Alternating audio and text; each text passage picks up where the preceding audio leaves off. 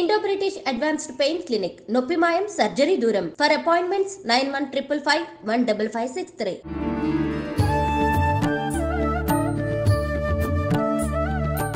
నమస్కారం, welcome to I dream. ధర్మ మార్గం విత్ విజిత కార్యక్రమానికి స్వాగతం. అయితే మన నిత్య జీవితంలో మనం కొంతమందిని చూస్తూ ఉంటాం. ఎటువంటి వారంటే చాలా వరకు వాళ్ళ ప్రయత్నాలు వాళ్ళు చేస్తుంటారు, కష్టపడుతుంటారు, అయినా కూడా అనుకున్నది సాధించలేకపోతుంటారు. ప్రతిసారి వాళ్ళకు ఓటం అనేది ఎదురవుతుంది ఇటువంటి విషయాల్లో.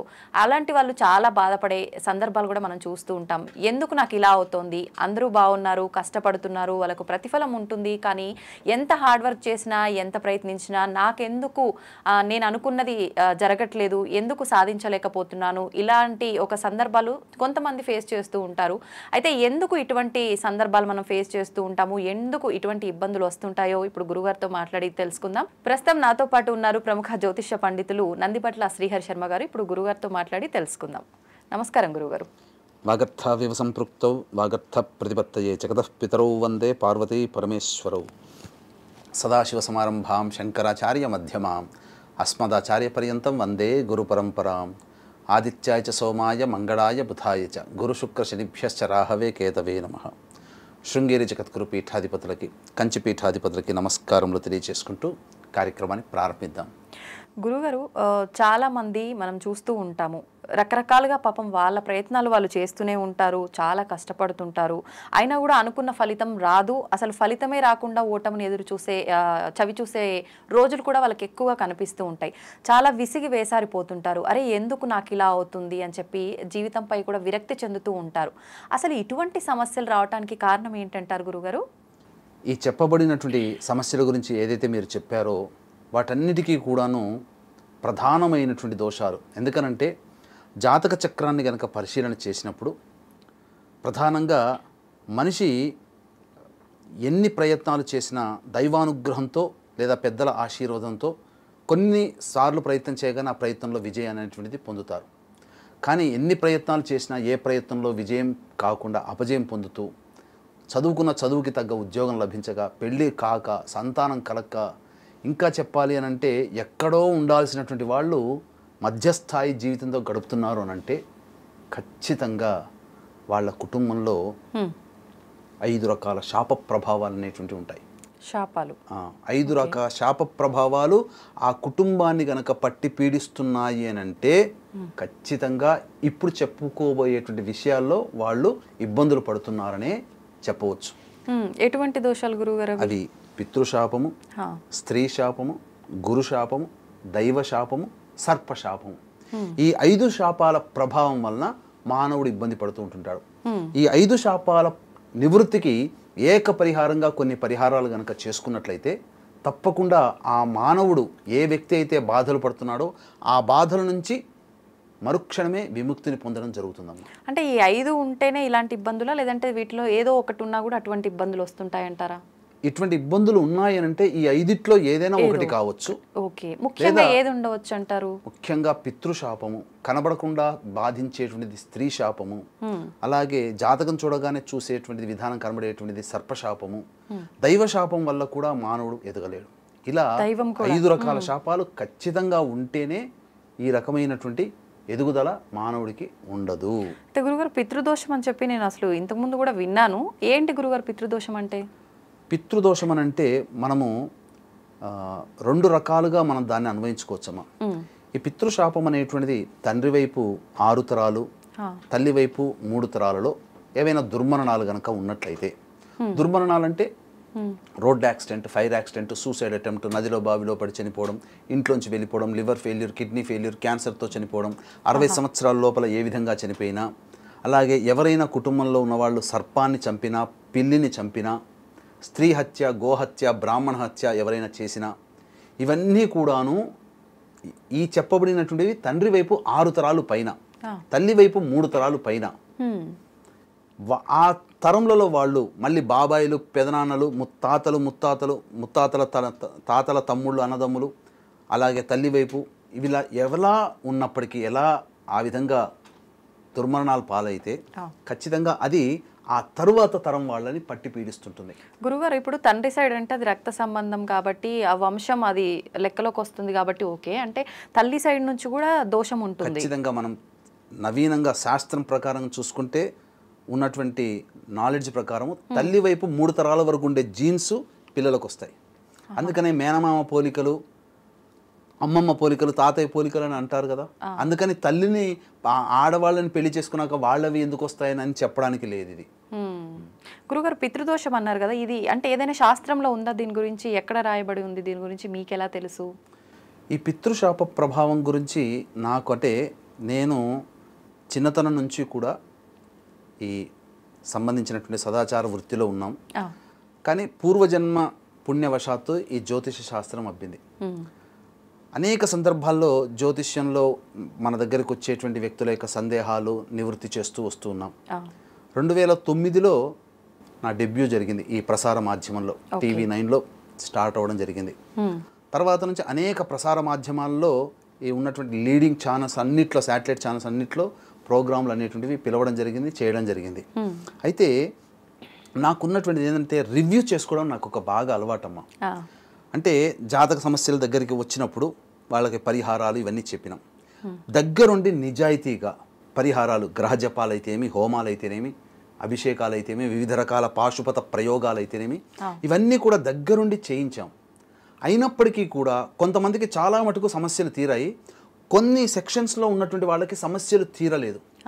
ఈ సమస్యలు తీరకుండా నాకేమనిపించేదంటే మనం చేసినటువంటి విధానంలో ఏమైనా లోపం ఉందా, లేదా అతని జాతకంలో ఏమైనా లోపం ఉందా, మనకు అంతుపట్టకుండా ఉన్నది. ఇది 2009 నుంచి నేను గమనిస్తున్నాను. అయితే 2013వ సంవత్సరంలో ప్రస్తుతం ఇప్పుడు చెప్పబోయే వ్యక్తి లేరమ్మా. ఈ G24 న్యూస్లో శివలింక శర్మ గారని వచ్చేవారు, ముసలాయన, పెద్ద ఆయన.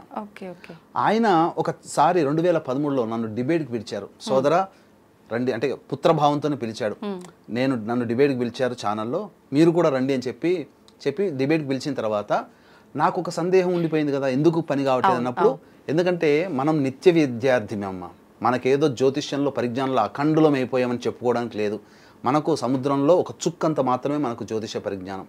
కాబట్టి అక్కడ వారిని సవినయంగా అడగడం జరిగింది, అయ్యా ఇట్లా కొంతమందికి నేను జాతకాల రీత్యా పరిహారాలు చేయించినా కానీ సరిగ్గా వాళ్ళకి ఫలితం కనబడట్లేదు, ఎందువల్ల ఉంటుంది? మీరంటే పెద్దవాళ్ళు ఎంతో మందిని చూస్తున్నారు కదా, మీరు పరిజ్ఞానం నాకు కొంత తెలియచేయండి అని అంటే, ఉదాహరణకి జాతకం చెప్పమన్నారు. నాకు అందుబాటులో ఉన్నటువంటి ఆ వ్యక్తి యొక్క జాతకం చూపించినప్పుడు, ఈ వ్యక్తికి జాతకంలో పితృశాపం ఉందయ్యా అని అన్నారు. అంటే ఈ పితృశాపం అంటే ఏంటి అని అన్నారు. పితృశాపం అంటే ఏంటి, దాని వివరాలన్నీ సవివరంగా నాకు తెలియజేశారు.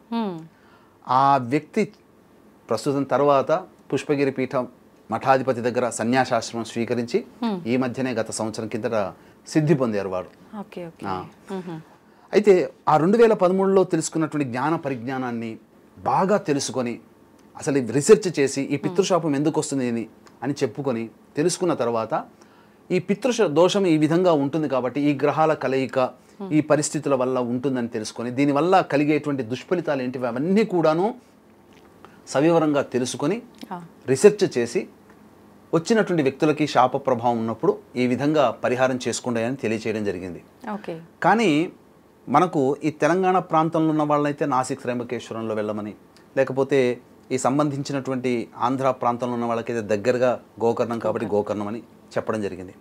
అయితే చాలా మందిని వెళ్ళిన తర్వాత నాకు రివ్యూ చేసుకోవడం అలవాటు అని చెప్పాను కదా, వెళ్ళిన తర్వాత వాళ్ళందరూ సంవత్సరం తర్వాత మళ్ళీ వాళ్ళు అపాయింట్మెంట్ కోసం రావడము, తీసుకున్న తర్వాత నేను చెప్పడం జరిగింది, ఎందుకండి మాకు ఇంకా సమస్యలు తీరలేదు అంటే, ఏం చేశారు అక్కడ, ఏంటి విధానం ఏంటి చెప్పండి అని అంటే వాళ్ళు చెప్పుకుంటూ వచ్చారు.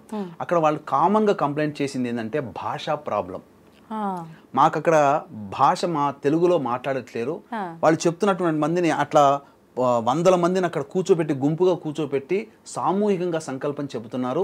మేము పక్క వాళ్ళని చూసి ఒక మెకానికల్గా యంత్రంలాగా చేస్తున్నాం, కానీ ఒక ఫీలింగ్తో మేము చేసుకోలేకపోతున్నాము అని చెబుతూ, గోకర్ణంలో కూడా ఏంటంటే తండ్రి ఉన్నవాళ్ళు ఈ యొక్క పూజలు పితృ కార్యక్రమాలు చేయకూడదమ్మా.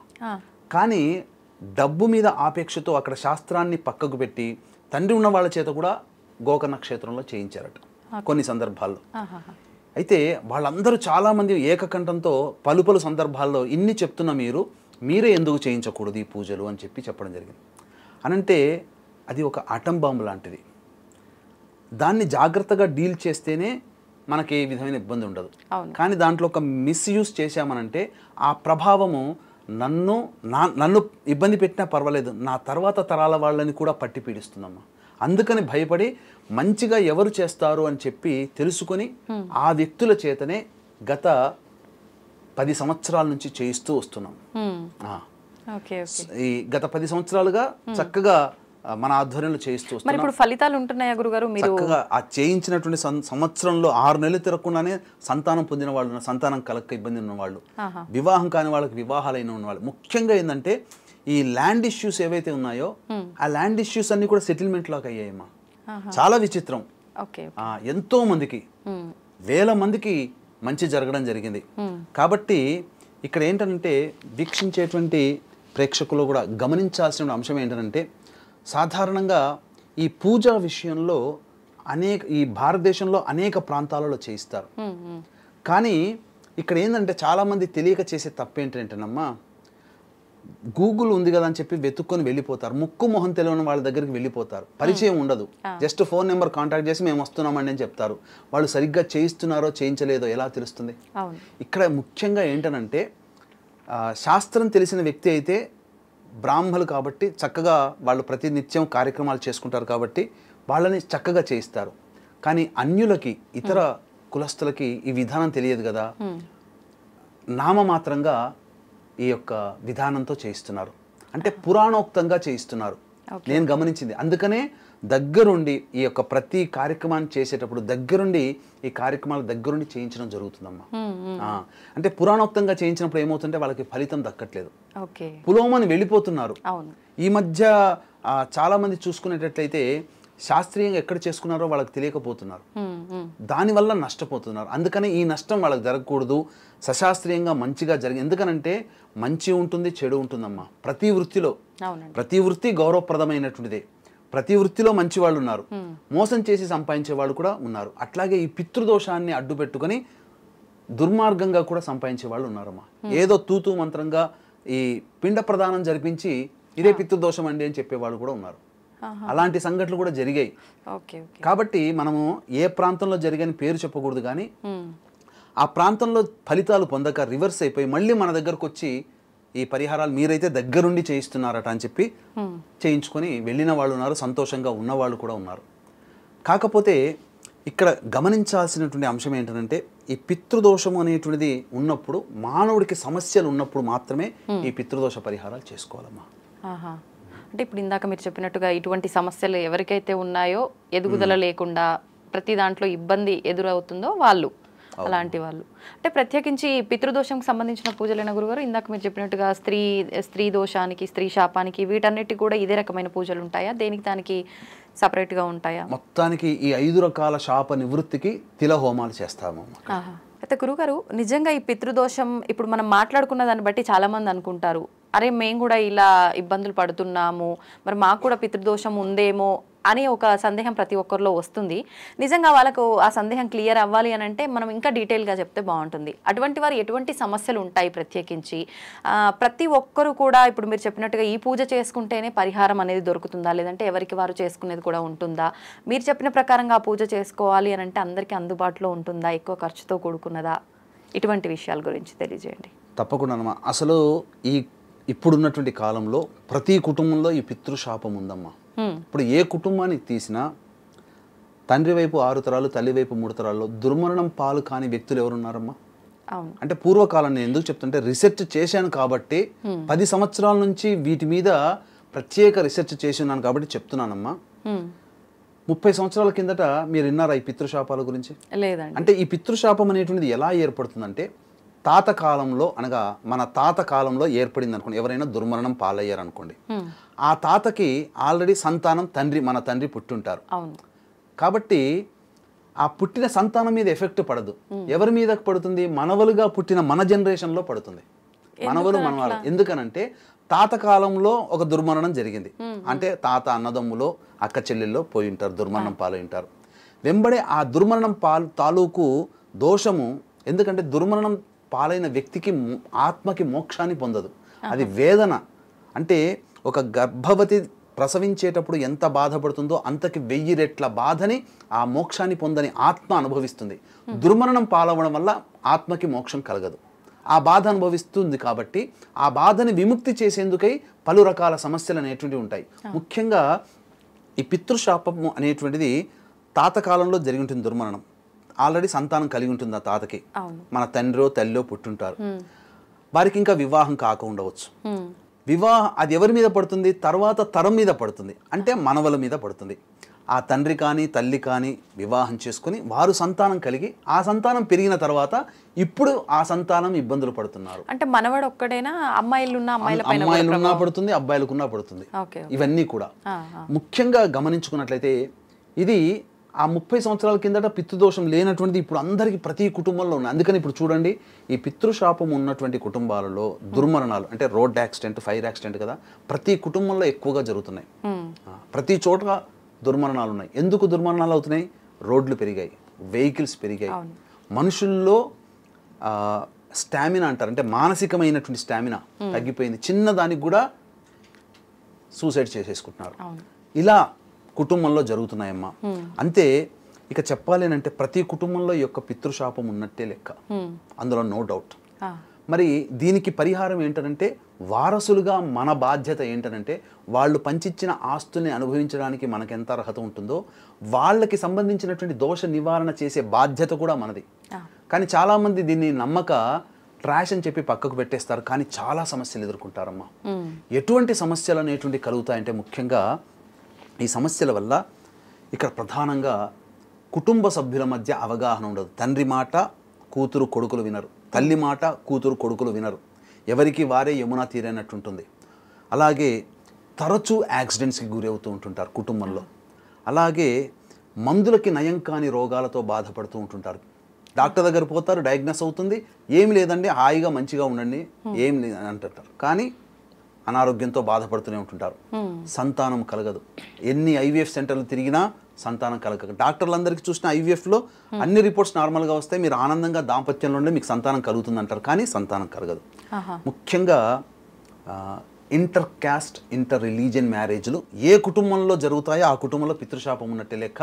ఈ పితృదోషం ఉన్నటువంటి కుటుంబాల్లో ఖచ్చితంగా పిల్లలకి ఇటువంటి ఇంటర్ క్యాస్ట్, ఇంటర్ రిలీజియన్ మ్యారేజ్లు జరుగుతాయి. ఇంకొకటి, అందరూ ఆడపిల్లలే సంతానంగా ఉంటారు, పురుష సంతానం ఉండరు. గుడ్డిగా మనం చెప్పొచ్చిందంటే ఆడపిల్లలే మాత్రం ఉండి పురుషులు సంతానంగా లేకపోతే ఆ కుటుంబంలో పితృశాపమే. ఇక్కడ ఆడపిల్లని తక్కువ అని కాదమ్మా, ఈ రోజుల్లో తల్లిదండ్రుల గురించి పట్టించుకునేది 100కి 70 మంది ఆడపిల్లలే. కాబట్టి ఆడపిల్లలు తక్కువ అని కాదు, ఎందుకంటే ఎక్కడో ఒక అయ్యకి దానం చేస్తారు, కన్యాదానం జరుగుతుంది, ఆ ఇంట్లో ఆమె వంశాభివృద్ధి అవుతుంది, మళ్ళీ వీళ్ళ వంశం ముందుకు వెళ్ళలేదు కదా. అలాగే ఇక్కడ శారీరక మానసిక లోపాలతో సంతానం కలిగి ఉంటారో ఈ పితృశాపం వల్ల ఆ విధంగా సంతానం కలుగుతుంది, దానివల్ల ఇబ్బందులు పడుతుంటుంటారు. ఇక ఈ పితృశాపం ఉన్న కుటుంబాలలో మద్యం, మత్తు పదార్థాలకి బానిసలై సంఘ విద్రోహకర శక్తులతో చేతులు కలిపి అరాచకాలు చేసుకుని జైలు పాలవుతుంటుంటారు. అధర్మమైనటువంటి ప్రయాణంలో చేస్తుంటారు సంతానం. ఇంకా తరచూ డైవోర్స్ అవుతుంటాయి, 1, 2, 3, 4 డైవోర్స్లు అయిన వాళ్ళు కూడా ఉన్నారు. పెళ్ళిళ్ళు కాక, ముఖ్యంగా పెళ్ళిళ్ళు కాక ఇబ్బంది పడుతుంటారు, బ్రహ్మచారినిగా ఉండిపోతుంటుంటారు. ఇంకా చెప్పాలి అని అంటే ఎన్నో పూజలు చేశాము, అసలు ఏ పూజలు మాకు ఫలించలేదు, దేవుడు లేడు అని అంటుంటారు కదా. అటువంటి బాధపడే వాళ్ళ కుటుంబాలలో పితృశాపం ఉంటేనే ఆ విధమైన స్థితి ఉంటుంది. ఇంకా చెప్పాలి అని అంటే కోట్లు సంపాదిస్తారు, కానీ అత్యాశకు పోయో లేదా ఒక అనాలోచిత నిర్ణయం తీసుకునో అందులో పెట్టుబడి పెట్టి పూర్తిగా మైనస్లోకి వచ్చి సైకిల్ మీద తిరుగుతారు. ఫ్లైట్లో తిరిగిన వాళ్ళు సైకిల్ మీద తిరగాల్సిన పరిస్థితికి వస్తుంది.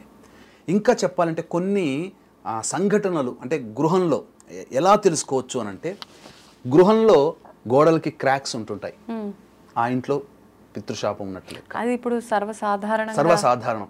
కానీ ఎందుకనే సర్వసాధారణం కాబట్టి ప్రతి కుటుంబంలో పితృశాపం ఉంది, ప్రతి వాళ్ళు తీసుకోవాల్సిందే.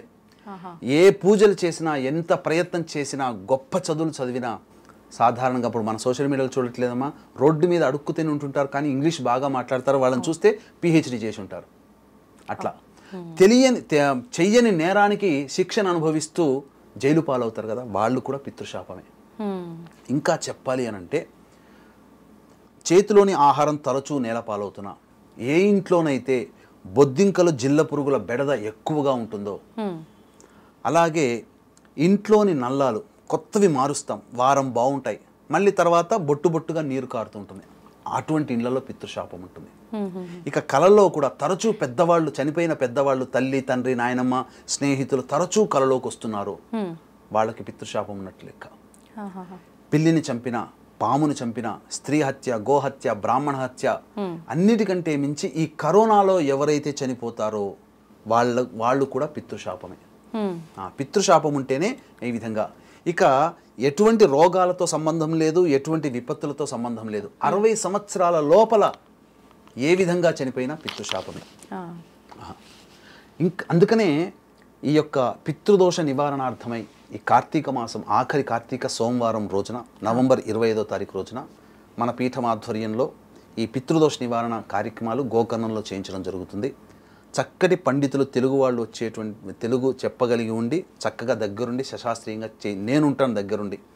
అంతేకాకుండా మనం ఎవరికి ఫోన్ చేసి ఎంక్వైరీ చేసుకున్నా ఎలాంటి ఖర్చు ఉంటుందో అదే ఖర్చుతో మనం చేస్తున్నాం.